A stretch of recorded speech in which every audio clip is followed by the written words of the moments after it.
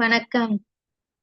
வழக்கங்களால் வளமுடன் வாழ என்னதான் சொல்கிறது நம்ம திருக்குறள் தெரிஞ்சுக்கலாமா? அதுல எனக்கு உதவும் பழக்கம்ல முறையாக சாப்பிடும் பழக்கம். அதுல 6 திருக்குறள் நம்ம படிச்சு முடிச்சுட்டோம்.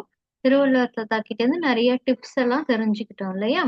இன்னைக்கு என்ன பண்ண போறோம் அப்படின்னா, வீடியோ அசைன்மென்ட்.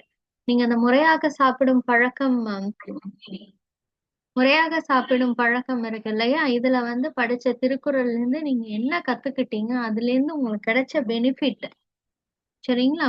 நீங்க கத்துக்கிட்டத நீங்க ட்ரையல் பண்ணிலாம் பார்த்துருப்பீங்க இல்லையா? அதுலேருந்து சில பெனிஃபிட்லாம் உங்களுக்கு கிடைச்சிருக்கும்.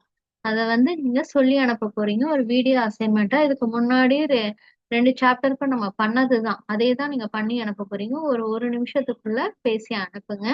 கற்றதால் பெற்றது, கற்றதும் பெற்றதும். சூப்பரா நல்லா பிரைட் வீடியோவா அனுப்பி வைங்க. கிளியர் வாய்ஸ்ல சொல்லி அனுப்புங்க. தேங்க்யூ.